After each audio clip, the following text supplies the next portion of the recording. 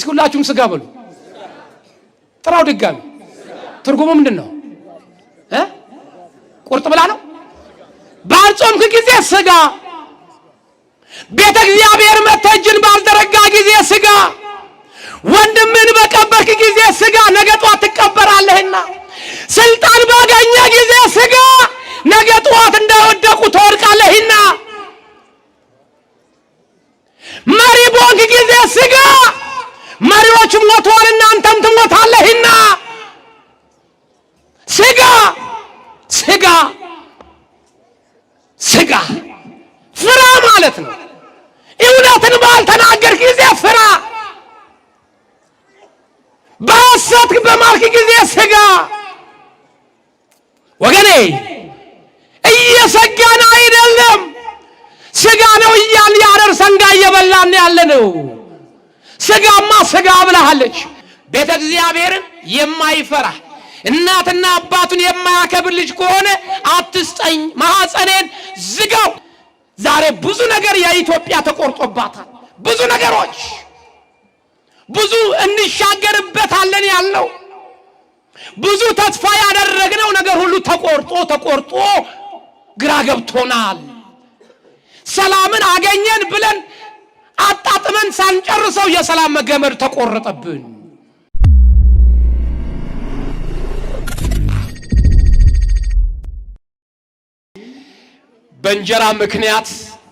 በእንጀራ ምክንያት ከኛ ጋራ የዕጣኑን መዓዛ ማሽተት እየፈለጉ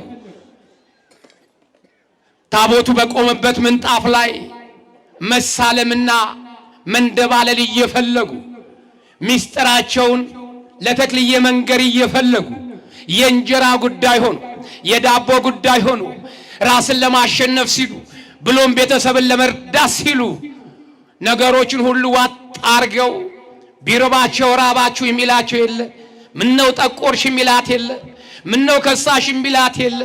ድምጿን ብቻ በስልክ እየላከች ደህና ነኝ እያለች ደረጃ እየወጣችና እየወረደች በእድሜዋ ሳይሆን ከእድሜዋ በላይ የሆነውን ስራ እየሰራች ለመኖር ቤተሰቧን ለማኖር እያለች በሰው አገር ላይ ሆነው በአሁን ሰዓት ይሄንን ቃለ እግዚአብሔር የሚሰሙ ስላሉ ሁላችንም በተረጋጋ መንፈስ ሆነን እነሱንም እዛ ሲመለከቱና ሲያዳምጡን ሐሳባቸውን እንዳንሰርቃቸው በቻልነው አቅም በጽሞና እንድንቆም አደራ ለማለት ያክል ነው። እሺ፣ የትምህርታችን ርዕስም የሆነው ጻድቃን ጮሁ እግዚአብሔር ሰማቸው ርዕሳችን ነው። ጻድቃን ጮሁ እግዚአብሔርም ሰማቸው። ሁላችሁም በሉ ጻድቃን ጮሁ እግዚአብሔርም ሰማቸው።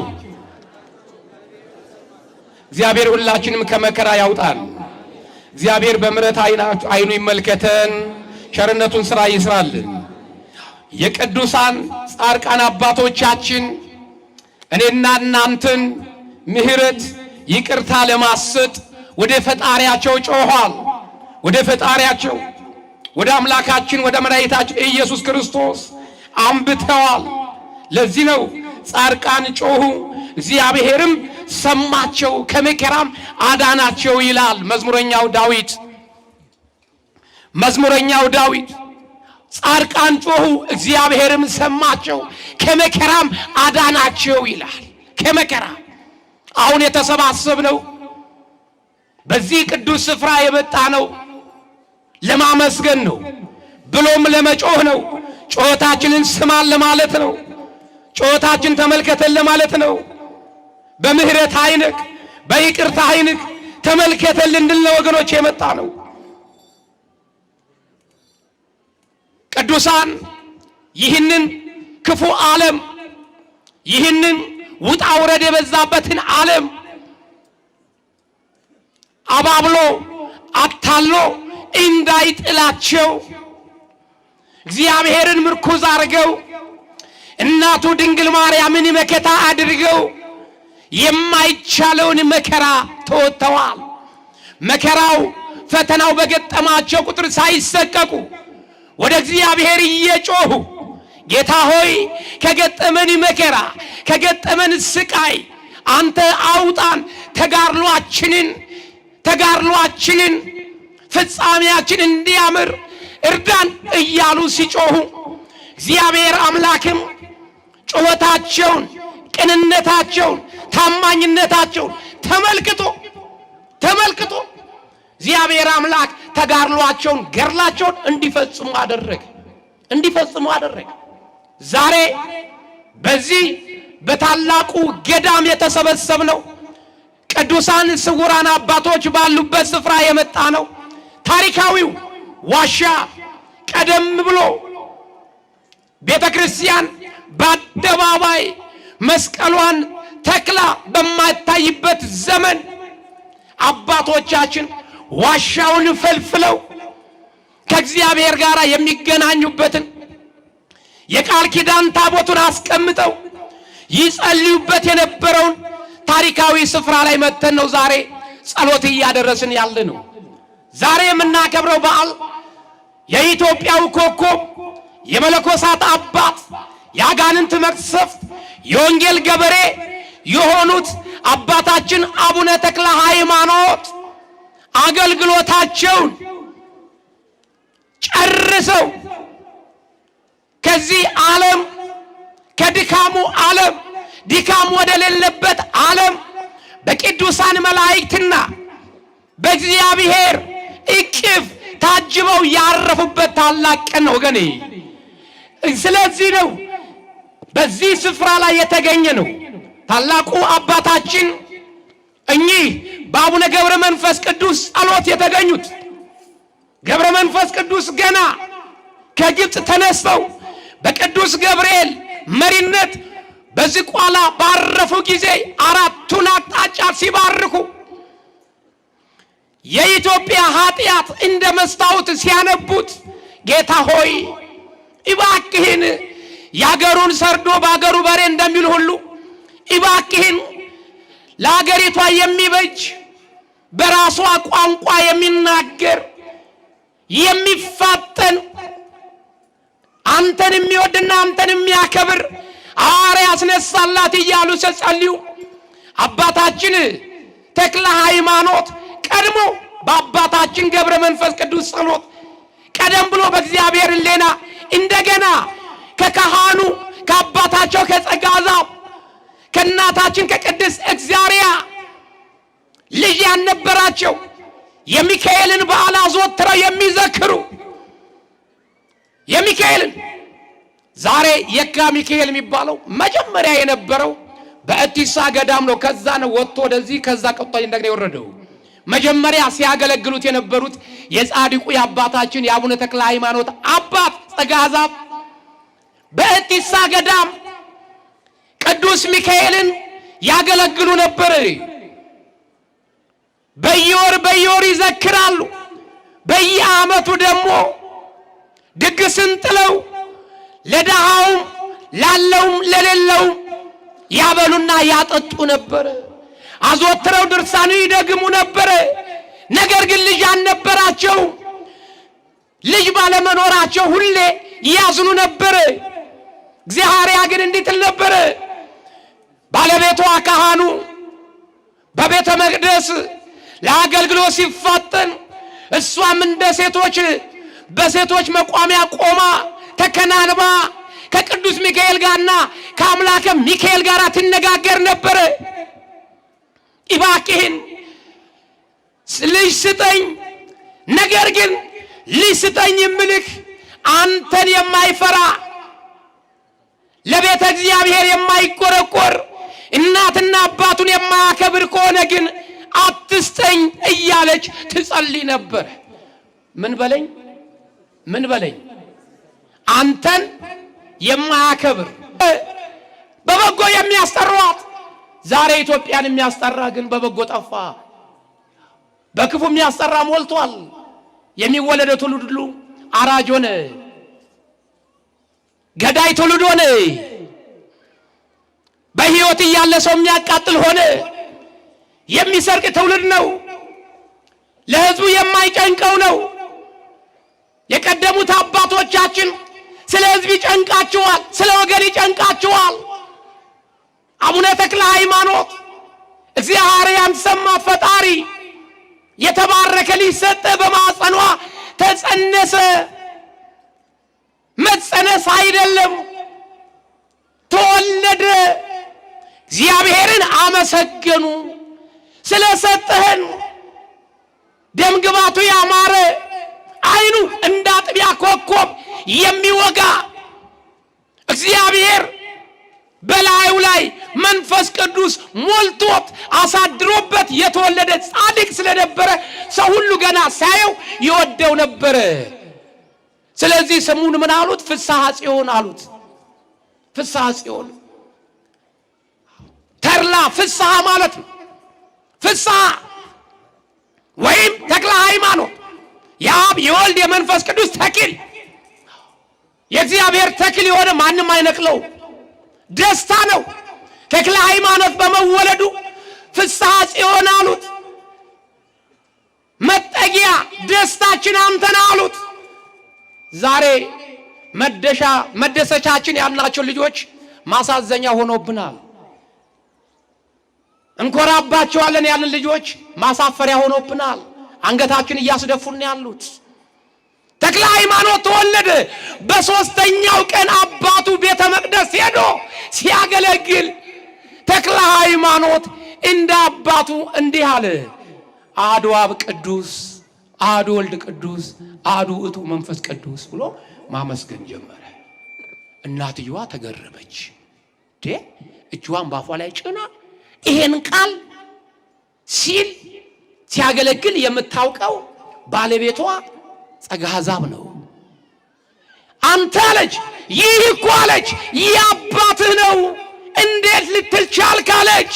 ለእግዚአብሔር የሚሳነው ነገር አለ? ለእግዚአብሔር የሚሳነው ነገር አለ? የለም። ይሄን ስንናገር አንዳንድ ከኛ የነበሩ አሁን ከኛ የወጡ መናፍቃን ግን እንዴት ይሆናል የ3 ዓመት ሕፃን እንዴት ሊያመሰግን ይችላል? ተጋነነ ሊሉ ይችላሉ።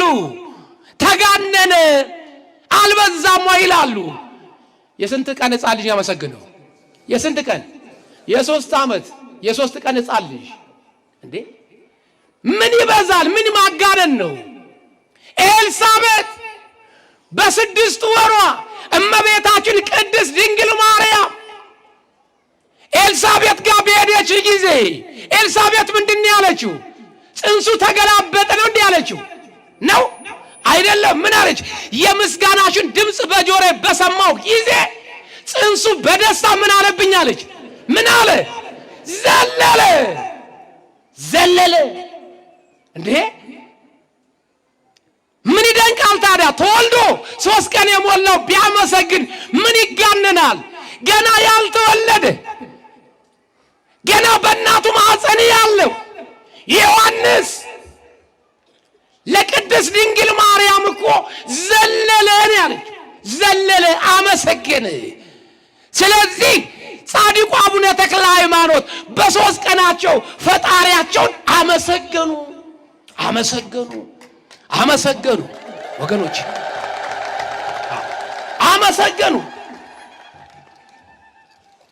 በዚህን ጊዜ ሰው ሁሉ ተክልዬን ባያቸው ቁጥር ሁሉም ይደበባል፣ ይነመማል። በረከታቸው በላያቸው ላይ ያላቸው ጸጋ፣ ግርማ ሞገሳቸው ቀድሞ ይናገር ነበር። በዚህን ጊዜ ጻድቁ አባታችን አቡነ ተክለ ሃይማኖት ቀስ በቀስ አድገው ከአባታቸው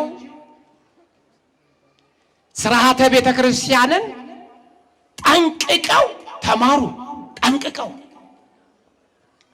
ከድቁና እስከ ቅስና ድረስ የሚገባውን ትምህርት ተማሩ። አባታችን የሚያስፈልገው እንዲህ ነው ወገኖች፣ በልጅነታቸው የምንወልዳቸውን ልጆች ሥርዓተ ቤተ ክርስቲያን ማስተማር። ጻድቁ አባታችን ካህኑ አባታቸው ጸጋዛብ ልጁን በአግባቡ በመንፈሳዊ እየኮተኮተ በመንፈሳዊ መንገድ እንዲሄድ አደረገው። በመንፈሳዊ መንገድ እንዲሄድ በስተመጨረሻ ጊዜ ስልጣነ ክህነት ለማሰጠት ትምህርቱን ካጠናቀቀ በኋላ እለእስክንድሮስ ከሚባለው ወይም ቄርሎስ ከሚባለው ሊቀ ጳጳስ ድቁናና ስልጣነ ክህነትን አሰጣቸው። ከዚህ በኋላ ጻድቁ አባታችን ቤተክርስቲያንን እያገለገሉ አደን ይሰሩ ነበር ይላል። ምን ይሰሩ ነበር? አደን ያድኑ ነበር። ከአዳኞቹ የሳቸው የተለየ ነበር። እግዚአብሔር አምላክ ግን የመረጣቸውና ወደዚህ ምድር ያመጣቸው ለዚህ ከንቱ ነገር አልነበረምና ተክለ ሃይማኖት አለው፣ አንተ ለአደን አይደለም እንስሳን አይደለም የምታድነው፣ የጠፉትን ወገኖቼን የጠፉትን ህዝቦቼን ከባዕድ አምልኮት እያደንክ ወደ ቅድስት ቤተክርስቲያን ትመልሳለህ እያለ እግዚአብሔር መረጣቸው። እግዚአብሔር ሁላችን ይምረጠን ለቤቱ። እግዚአብሔር ሁላችን ይምረጠን። መረጣቸው። ጻድቁ አባታችን ከእናት ከአባታቸው ጌታ ሆይ እኔ የእናት የአባቴን ቤት ከፍቼ ወጥቻለሁ፣ ከዚህ በኋላ አንተ የላይኛውን ቤት ከፍተህ ተቀበለኝ ብለው በ22 ዓመታቸው ከቤታቸው ወጡ። ተመልከቱ፣ በ22 ዓመታቸው ለምናኔ ወጡ። ጻድቁ አባታችን ለየት የሚያደርጋቸው ሌሎቹ ጊዮርጊስ ብንል ሰማዕትነት ነው፣ ገብረ መንፈስ ቅዱስ ብንል በጻድቅነት ነው። ጻድቁ አቡነ ተክለ ሃይማኖት በረከታቸው ይደርብን እንጂ ለየት የሚያደርጋቸው እንደ ሐዋርያ ወንጌል ሰብከዋል፣ እንደ ጻድቅ ጸልየዋል፣ እንደ ሰማዕታት ተጋድለዋል። በወላይታ እየሄዱ ጣዖት የሚያመልኩትን፣ በወንዝ የሚሟርቱትን፣ ለዛፍ ቅቤ የሚቀቡትን እስከ ሙገር እየሄዱ ወንጌል እየሰበኩ ጣዖትን አትንበርከኩ፣ አትስገዱ፣ መስገድስ መስዋዕት ማቅረብስ ለእግዚአብሔር ብቻ ነው። የእናንተ ጣዖት ባልሰዋችሁ ጊዜ፣ መስዋዕቱን በከለከላችሁ ጊዜ እናንተንም ልጆቻችሁንም ከብቶቻችሁንም ያጠፋል።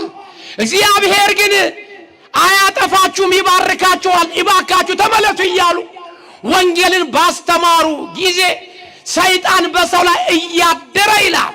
ሰይጣን በሰው ላይ እያደረ ጻድቁ አባታችንን ያሳድዳቸው ነበር ይላል። ያሳድዳቸው ነበር። ዛሬ ብዙዎቻችን እግዚአብሔር መከተል ስትጀምሩ፣ መንፈሳዊነትን ስትላበሱ ብዙ ስደት ይበዛባችኋል። ብዙ ስደት፣ ብዙ መከራ ይበዛባችኋል። ስደቱና መከራው ሲበዛ ታዲያ ብዙዎቻችን ለምንድን ነው መከራዩ ስቃዩ የሚበዛብኝ ትላለን። ለምንድን ነው መከራ የሚበዛብኝ? ነጠላ ስለለበስኩኝ መስቀል ስለላረኩኝ ነው ወይ የሁሉ መከራ የሚበዛብኝ እንላለን። በዮሐንስ ወንጌል ምዕራፍ 16 ቁጥር 33 ላይ እንዲህ ይላል፣ በዓለም ሳላችሁ መከራ አለባችሁ፣ ነገር ግን አይዟችሁ እኔ አሸንፍላችኋለሁ ይላል ፈጣሪ። በዓለም ሳላችሁ ምን አለባችሁ? ምን አለባችሁ? መከራ አለባችሁ። በዓለም መስቀሉን ማሰር ስንጀምር፣ ነጠላ መልበስ ስንጀምር፣ መጾም፣ መጸለይ፣ መስገድ፣ መመጽወት ስንጀምር፣ ሕግጋቱን ስንጠብቅ፣ እግዚአብሔርን መፍራት ስንጀምር፣ እንደ ቃሉ መኖር ስንጀምር መፈተናው እየበዛ ይመጣል። እየበዛ ይመጣል። ይሄን ጊዜ አንዳንድ ደካማ ይላል፣ እኔ እኮ ጸሎት በመጸለይ ቅዠቱ አስቸገረኝ ይላል። እኔ እኮ ጸሎት በመጸለይ በመስሪያ ቤት ፈተና በዛብኝ ይላል። እኔ እኮ ጸሎት በመጸለይ በጓደኞቼ ጠላትነት ተነሳብኝ ይላል። ወገኖቼ ልክ ነው። በዚህ ስንኖር ወገኖቼ ይደላችኋል፣ ይመቻችኋል አልተባልንም። አባቶቻችን በዚህ ምድር ላይ ሲኖሩ አልተመቻቸው። ለዚህ ነው ጻድቃን ጮኹ፣ እግዚአብሔር ሰማቸው። ብዙ አሳራጅ ተነሳባቸው፣ ብዙ ፈተና ደረሰባቸው። ብዙ ራሳቸውን የሚያስክድ ገድላቸውን እንዲያቋርጡ የሚያደርግ ብዙ መከራ ገጥሟቸው ነበረ። ግንስ ኃይልን በሚሰጠን በክርስቶስ ሁሉን እንችላለን እያሉ ወደ እግዚአብሔር ይጮሁ ነበረ። እግዚአብሔር ደግሞ በወህኒ ሲጣሉ፣ ቀፎ ታስረው ከገደል ሲወረወሩ እግዚአብሔር ቀድሞ እየላከ ቅዱስ ሚካኤል ከወደቁበት ገደል እያወጣቸው ጻድቁ አቡነ ተክለ ሃይማኖት ዳግም ወደ ስብከታቸው እንዲሰማሩ ያደረጋቸው ነበር። ወገኖች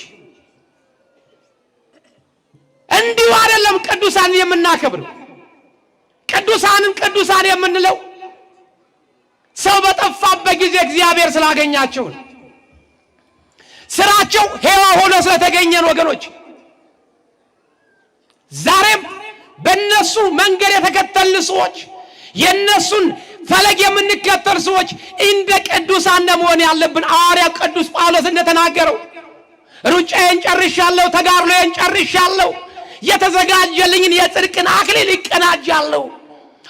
ሩጫዬን ገድሌን ተጋድያለሁ እኮ ነው ያለው። ገድሌን ተጋድያለሁ።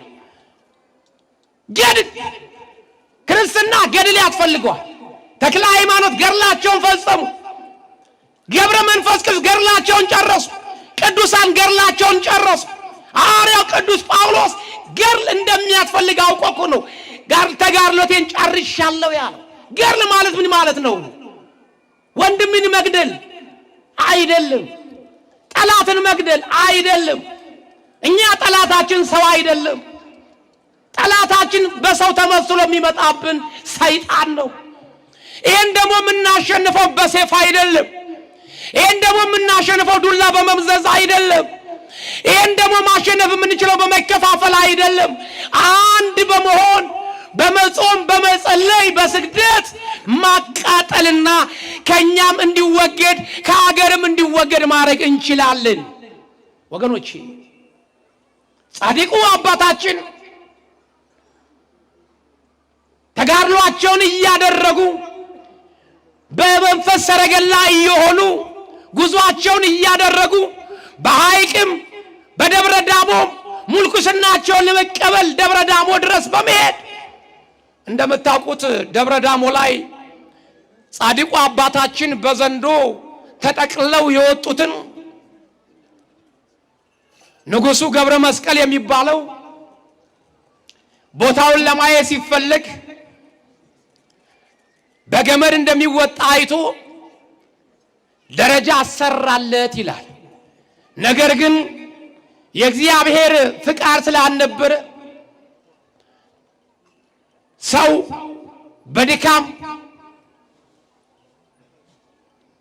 በችግር ገዳሟን እንደፈለገው እንዳይረግጣት ደረጃውን አፈረሰበት። የሰው ልጅ በገመድ እንዲወጣ ብቻ ተወሰነ። አይታችሁ ከሆነ በቴሌቪዥን ብዙ ሰዎች ይወጡበታል ይወርዱበታል። በጣም ወፍራም ገመድ ነው፣ መጫኛ ነው፣ የተገመደ ነው።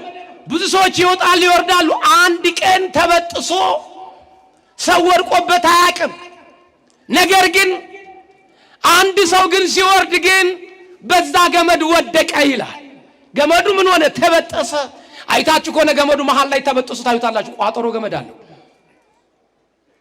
ከደብረ ዳሞ 12 ዓመት ተቀምጦ ከገዳሙ ሲወጡ ጻድቁ አባታችን አቡነ ተክለ ሃይማኖት ምንኩስናቸውን ተቀብለው አገልግሎታቸውን በረድነት አገልግለው ሲታወቅባቸው በረከት እንዳላቸው መንፈስ ቅዱስ እንዳላቸው እግዚአብሔር እንደወደዳቸው ምርጥቃ እንዳደረጋቸው ሰዎች መለኮሳቶች ክብራቸው ሲገለጽባቸው ጊዜ ጻድቁ አባታችን ከመለኮሳት መሰወር ፈለጉ። መውጣት ሳያቀኝም እንደ ልቤ ይልኩኛል፣ ውሃውንም ቅዳ እንጨቱንም ሲበር ጭራሮንም ሊቀም እባላለሁ ብዬ መጣው እንጂ አሁንማ ክብሬ ከታወቀ እንዴት አብሬ መኖር ይችላለሁ? እውነት ነው። መለኮሳት ሁሉ ሲያዩት አቡነ ተክለ ሃይማኖትን ቀድሞ ከርቀት ስባቸው እየመጡ እግራቸው ስር ይወድቁ ነበረ። እግራቸው ስር መለኮሳቶች እየመጡ በረከት ይደርብን ባርከን አንተ እግዚአብሔር ሰው ይሏቸው ጀመረ። ክርስትና እንዲህ ነው። ዛሬ ህይወቱ ያልገባቸው ብዙ አባቶች አሉ።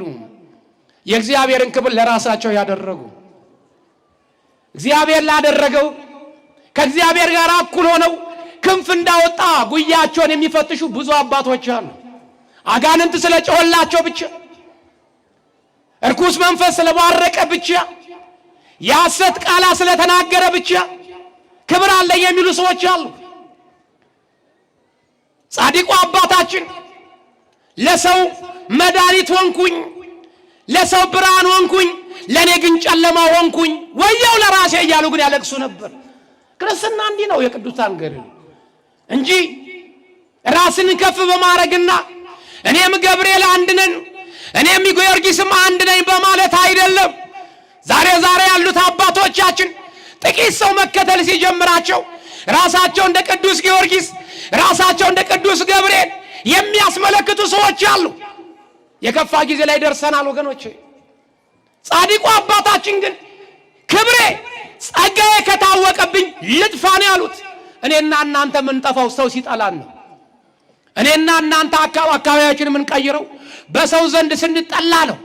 ስንወደድማ ሳር ቅጠሉ ሲወደንማ ደረታችን ነፍተን አንገታችን ቀና ብለን ነው መሬቱ አትበቃንም ስንራመድ። ሰው ሲጠላን ነው መደበቅ የምንፈልገው። ጻድቁ አባታችን ሰዎች በወደዷቸው መለኮሳት እግራቸው ስር መጥተው በተንበረከኩ ጊዜ ልጥፋሉ።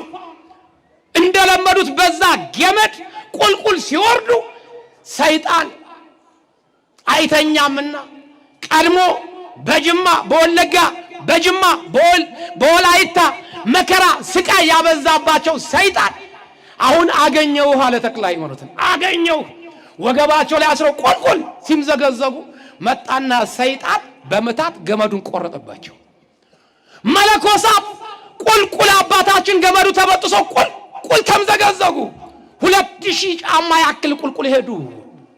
በዚህ ጊዜ መለኮሳት ራሳቸውን ይዘው ሪ ማለት ጀመሩ። አባታችንን አጣን፣ ወንድማችንን አጣን አሉ። ተክለ ሃይማኖት ግን የማገልጋይ ነበረ።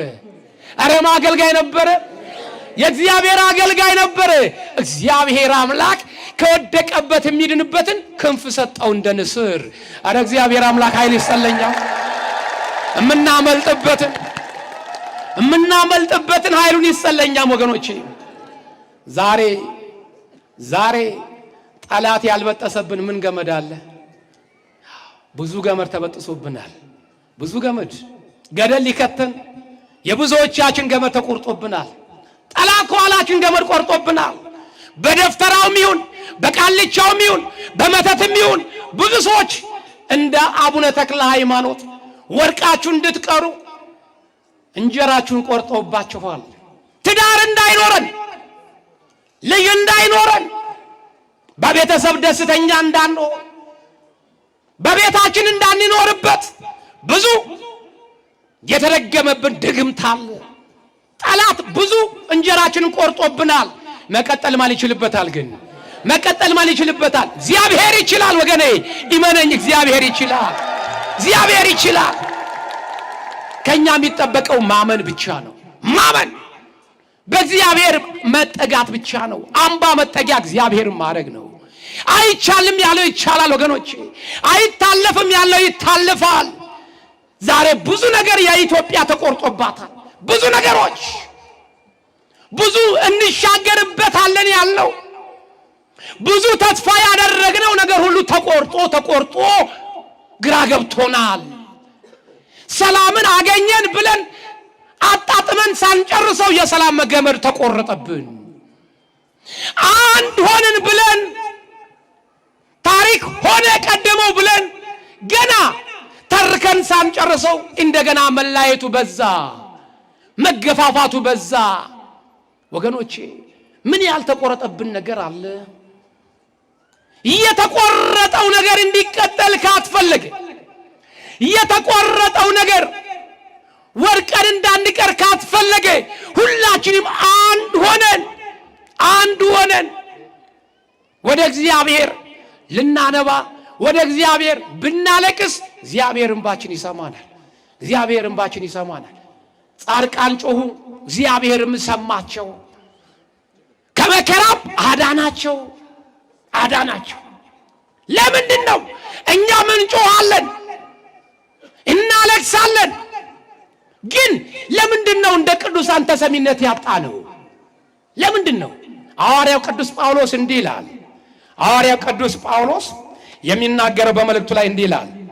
በዕብራውያን ምዕራፍ 13 ቁጥር 7 እንዲህ ይላል፣ የኑሯቸውን ፍሬ እየተመለከታችሁ በእምነት ምሰሏቸው አለ። የኑሯቸውን ፍሬ እየተመለከታችሁ የኑሯቸውን ፍሬ እየተመለከታችሁ በእምነት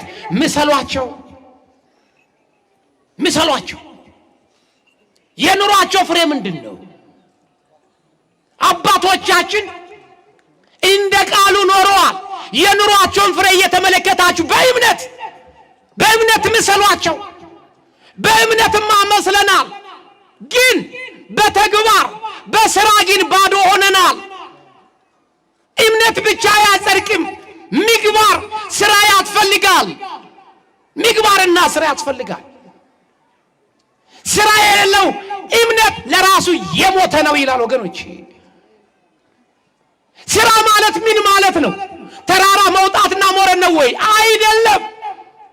ክርስትናን ከአባቶቻችን በተቀበልነው መሰረት አጥብቀን በመያዝ ክርስትናን ለጥቅም ሳንሰጥ ለክራችን ታማኝ ሆነን ለአገልግሎታችን ታማኝ ሆነን የምንሰጠውን ነገር ሁሉ ከልብ ከመነጨ ስጦታ እየሰጠን ከልብ የሆነ ስጦታ በመስጠት የኑሯቸውን ፍሬ እየተመለከታችሁ በእምነት ምሰሏቸው።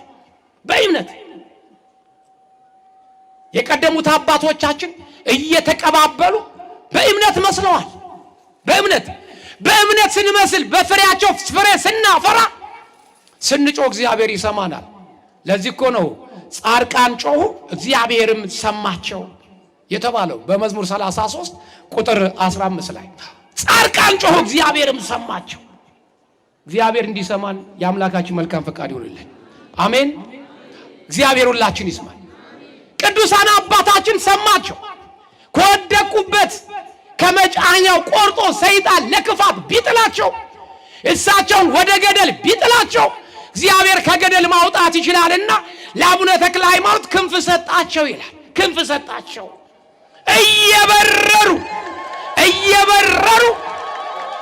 እየበረሩ ሰይጣን ያጠመደባቸው ወጥመድ በእግዚአብሔር ኃይል አሸነፉ ይላል። እግዚአብሔር ኢትዮጵያ እንድታሸንፍ እግዚአብሔር ይርዳል። አዎ ኢትዮጵያም ዛሬ ክንፏ ተቆርጧል። ኢትዮጵያ ክንፏ ተቆርጣለች። ክንፏ ተቆርጧል። ክንፍ የላትም። በአንድ ክንፍ ነው ያለችው። ክብሯ ሁሉ የለም።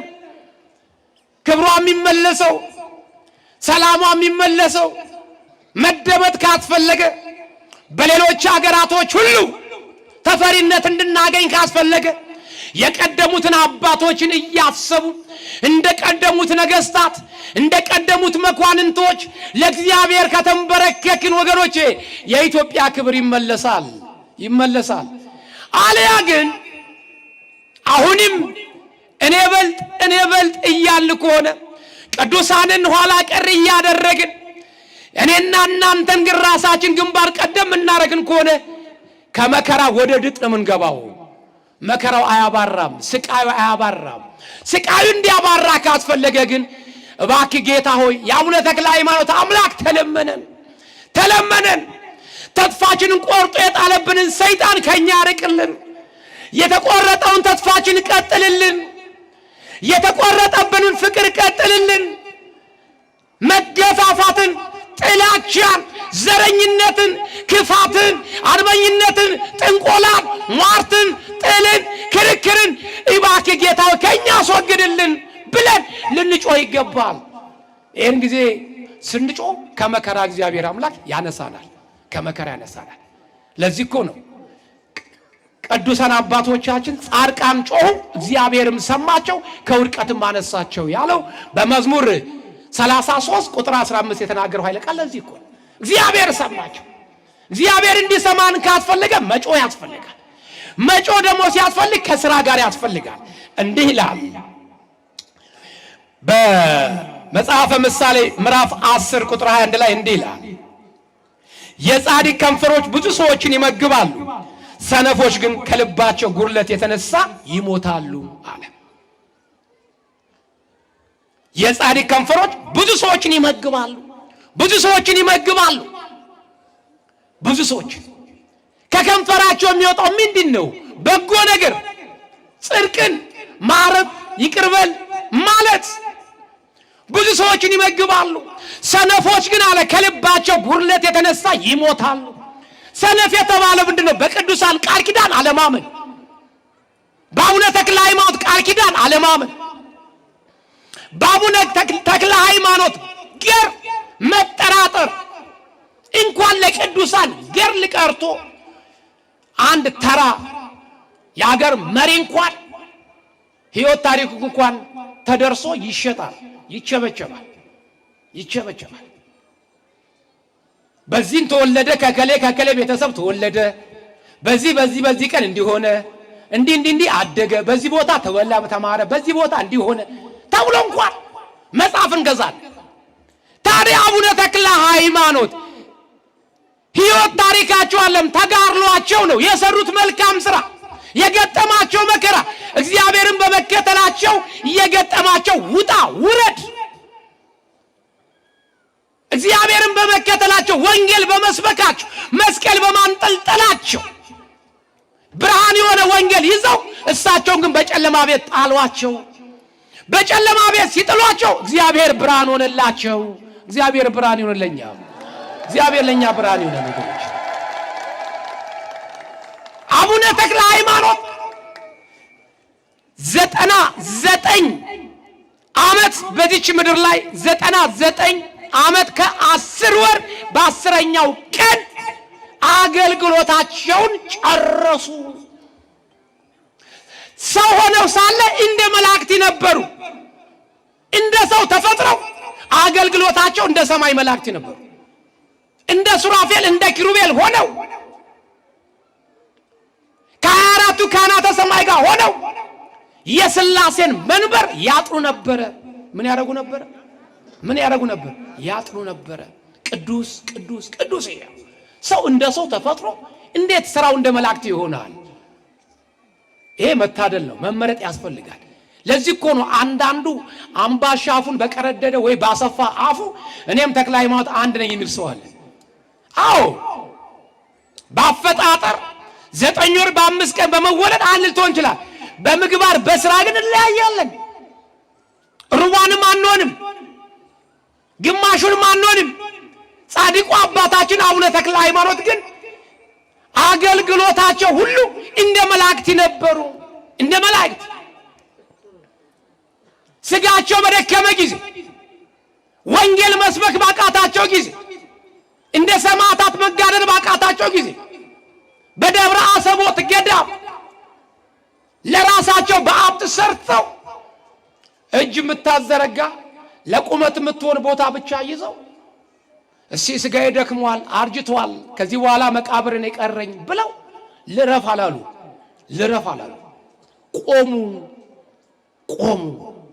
ቆመው ይጸልዩ ነበረ። ስጋ ደካማ ነውና እንቅልፍ እየመጣ እንዳይወዘውዛቸው ጸሎታቸው እንዳያቋርጣቸው ምን አደረጉ? ከፊታቸው 3 ወር፣ ከኋላ 3 ወር፣ ከቀኝ 3 ወር፣ ከግራ 3 ወር አድርገው ስለታም ጦር ተከሉ። ነፍሴ አውቃበታለች ስጋዬ ወቅበታሉት ይላል። ነፍሴ አውቃበታለች ስጋዬ ሆይ ወቅበት። አሁን ከተንደዳገርክ የሚጠብቅ ከፊት ጦር ነው፣ ወደ ኋላ ብትወርቂም ስጋዬ ጦር ነው የሚጠብቅሽ። ተጠንቀቂ አሏት። ስጋ ወገኖች እንዳደረግናት እኮ ነው የምትሆነው። እንዳደረግናት ዛሬ ሁላችን ዋጋ ያሳጣን እኮ ይሄ ስጋችን ነው። መከራ ያሳጣን ወገኖች፣ ስጋችን እየበደለ ያለን። ሰውየው በግ ነጋዴ ነው፣ ድሃ ነው። ጨርሻለሁ። ይሄ ድሃ ሰውዬ ምን ያደርጋል? ከጓደኛው ብር ይበደርና ይሄዳል። በዚህን ጊዜ ብሩ እንድታመጣ አለው። አመጣለሁ፣ ፋሲካ ካለፈ በኋላ በ15ኛው ቀን አምጥቼ እሰጥሃለሁኝ አለ። እሺ አለ። በዚህ ሰዓት ላይ 300 ብር ይበደርና የተሰጠው ፋሲካ ካለፈ 15 ቀን ላይ አመጥቶ ዋናው መስጠት አለበት፣ ትርፉን ለራሱ ማትረፍ አለበት። ይህ ሰው 300 ብር ተበድሮ በአሁኑ ጊዜ ያለን በበፊቱ ጊዜ ነው፣ በክተራ ይሄዳል ወደ ገጠር። ሲሄድ በ5 ብር፣ በ2 ብር፣ በ10 ብር፣ በ20 ብር እያለ በጎች ይሰበስባል። እጁ ላይ 1 ብር 50 ብር ተርፋለች። ከሁሉም የተሻለች በግ ያያል። አይ እቺስ የተሻለ ዋጋ ታወጣለኛልና ሊገዛ ሲል ባለ ስንት ነው ዋጋው ሲል 50 ብር አለ ሻጩ። እሺ አለ። ታተርፋልሽ እንጂ አታከስረኝም አለ። እሷንም ደባለቀ። በ300 ብር 50 በግ እየነዳ ወደ ገበያ እያራወጥ ያመጣል። ቀን ከሌት ገበያው እንዳያመልጠው ቶሎ ሽጦ ቶሎ ደግሞ አገላብጦ መሄድ ይፈልጋል። ቀን ከሌት ውሃ ሳር አያግጥም። መጨረሻ ላይ ያቺ በግ ሩጫ ከመብዛቱ የተነሳ ድካም ሲበረታባት ከተማ ሳትገባ መሃል ላይ ትቀርበትና ወድቃ ትቀራለች። ጥሏት እንዳይሄድ 50 ብር ይዛለች። እንደ ሌሎቹ 10 ብር 20 ብር አልተገዛችም። ትልቁን ብር ያዘችው እሷ ነች። ተሸክሞ እንዳይነዳ ደግሞ ሌሎቹን ደግሞ አጋዥ የለውም። ግራ ገባው። ከራሱ ጋራ ሲነጋገር አንድ በግ ነጋ ገዢ ቮልስ መኪና የድሮዋ መኪና ይዞ ቮልስዋን ይሄዳሉ። ባለበግ ይሸጣል። አዎ አባቴ ይሸጣል፣ ነገር ግን ከቆሙት ሳይሆን እባክዎትን ከወደቁት ይግዙኝ አላቸው። ከወደቁት ይግዙኝ። እሺ ያሉ። ስንት ትላለህ? 50 ብር። ይሄው አላተረፍኩም፣ እግዚአብሔር ምስክሬ ነው። የገዛኋት 50 ብር ነች፣ ይሄው በ50 ብር ሽጫለሁኝ አሉ። አትርፏል። ይሄ ሰውዬ አትርፏል። እንዲህ አይነት ነጋዴ ደስ ይላል አይደል? ደስ ይላል። ነጋዴ ዛሬ በረከት ያጠሉ መሰላችሁ። 20 ብር ቀውን ይገዛና ይሄው ገብሬ ምስክሬ ነው፣ ጓደኛዬ ስለሆንክ ጎረቤቴ ስለሆንክ ነውና 30 ብር ይሸጥልሃል። ለዚህ እኮ ነው ብሩ ሲመጣ እናየዋለን፣ ሲወጣ እናየው። ይሄ ሰው በጓን ፖፖርቶ መጋላ ላይ ጭነው እኚህ ሰውዬ ወደ ቤታቸው ይዟት ሄዳሉ። ደክማ የነበረችውን ሽምብራ ሰጧት፣ ቆረጠመች። ውሃ ሰጧት፣ ጠጣች። ለካ ስራብ ክፉ ነው፣ እንኳን ሰው እንስሳም ይጥላል። ምግብ ስታገኝ በጓ ቆማ መሄድ ጀመረች። ሰውየው ማታ ማዕድ ሲበላ የመጀመሪያ ጉርሻው ለሚስቱ ያጎርስና ሁለተኛውን ጉርሻ ለልጇ ለበጓ ያጎርሳታል። ጠዋትም ልክ እንዲሁ ሚስትየዋ ጓዳ ጉድ ስትል ገመዷን ይዝና አብሮ ፀሐይ ይሞቃል። ውጭ አምችቶ ሲመጣ ከረሜላ ገዝቶ ይመጣና አፏ ውስጥ ይከትላታል። ለምን? ልጅ የለውም። አይሶይ መሃን ነው።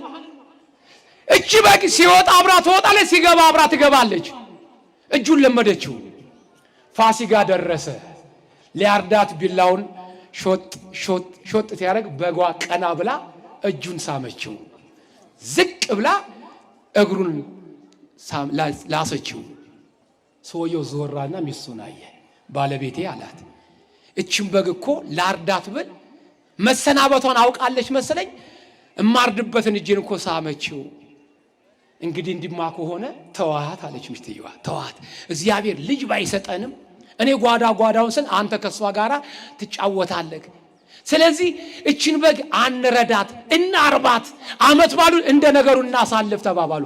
እሺ ጥሩ ሐሳብ ነው አለ። በጓን ተውና ቅንጥብጣቢ ገዙና አመት ባሉን አሳለፉ። ስለዚህ በጓን እናስጠቃሉ። በጓን ሊያስጠቁ ቢሄዱ ለካስ በጓ መሲና ነች፣ አትወልድም። አርደው እንዳይበሏት ምናቸው ነች? ልጃቸው ሆነችባቸው። አይ እንሽጣት ተባባሉ። በቃ አርደን ካልበላን ካልረባችልን ቢያንስ 50 ብር ይዛ እንዲሁ አርጅታ ከምትሞትብን እንሽጣት። እሺ አንተ የገዛ ስንት ነው? እኔማ ወርቃ ከስታ የገዛት 50 ብር ነው። አሁን ግን ብዙ ወጪ ስላወጣንባት መሸጥ መካለባት 150 ብር ነው። እሺ ገበያ ይዟት ሄደ። በጓል ባለበግ ይሸጣል። አዎ ስንት ነው? 150 ብር። 40 ብር ትሸጣለህ አሉት። አይሆንም ማለት ሄደ። ሁለተኛው ጋር ባለበግ ይሸጣል። አዎ ስንት ነው? 150 ብር። 30 ብር ትሸጣለህ? ኧረ አይሆንም፣ እኔ እንኳን ወርቅ አይገዟት በ50 ብር ነው አለ። አሁንም ሶስተኛ ገዢ መጣ። ባለበግ ይሸጣል። አዎ ስንት ነው? 150 ብር። 20 ብር ትሸጣለህ? ኧረ እባካችሁ አለ። ከ40 30፣ ከ30 20።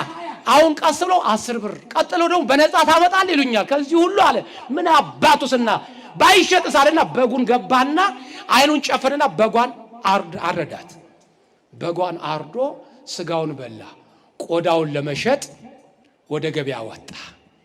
ቆዳ ነጋዴ መጣ። ባለ ቆዳ ይሸጣል አለ። አዎ አለ። ዋጋውን ሳይናገር ከጓደኛው ጋር ተወራርዶ ነበር፣ ተፎካክሮ መጣና 50 ብር ጨስ ሰጠው። ደነገጠ። 50 ብር ሊቀበል ሲዘረጋ አንደኛው ተጫራች መጥቶ 80 ብር አወጣ ሰጠው። ቆዳው ስንት አወጣ? 50 እና 80 ስንት ነው? አቤት 130 ብር ሊቀበል እጁን ሲዘረጋ ሶስተኛው ተጫራች ተንደረደረ መጣና እኔ ነኝ ወፍዶ ብሎ 20 ብር ጨመረበት። ቆዳው ስንት አወጣ? ሰውየው ስጋ በልቶ ስንት አተረፈ? ሰውየው ስጋ በልቶ በጀመ ስንት አተረፈ እንዴ? እንግባባ እንጂ ስጋ በልቶ ስንት አተረፈ? ስንት ብር? 50 ብሩ መነሻው ነች። ስጋውን በላ 50 ብር አተረፈ። አንድ ትልቁን የድሮ 100 ብሩን አተረፈ። በረከት ያለውን 100 ብር አተረፈ። ያሁኑ አመር ነው፣ በረከት የለው፣ ይዞ ጠፊ ነው። 100 ብር አተረፈ። የበጉ ባለቤት ምን አለ? ለካስ በገን የጎዳው በገን ያራከሰብኝ ዋጓን የሰበረብኝ ይሄ ስጋዋ ነበር አለ። በጓን የጎዳት ምን ነው አለ? ዋጓን ያራከሳት ምን ነው አለ? ስጋዋ ነው። ዛሬ ምንና እናንተን ከእግዚአብሔር ቤት ያራቀን እንዳንጾም፣ እንዳንጸልይ፣ እንዳንመጸውት፣ ለእግዚአብሔር ታማኝ እንዳንሆን፣ ለአገልግሎታችን ታማኝ እንዳንሆን ያደረገን ምናችን ነው? አረ ምናችን ነው? ምናችን ነው? ስጋ ምክንያት ሆናል? አይሆንም። እስኪ ሁላችሁም ስጋ በሉ። ጥራው ድጋሚ። ትርጉሙ ምንድነው? ቁርጥ ብላ ነው። ባልጾምክ ጊዜ ስጋ፣ ቤተ እግዚአብሔር መተጅን ባልደረጋ ጊዜ ስጋ፣ ወንድምን በቀበርክ ጊዜ ስጋ፣ ነገ ጧት ትቀበራለህና፣ ስልጣን ባገኘ ጊዜ ስጋ፣ ነገ ጧት እንደወደቁ ትወድቃለህና፣ መሪ በሆንክ ጊዜ ስጋ፣ መሪዎች ሞተዋልና አንተም ትሞታለህና፣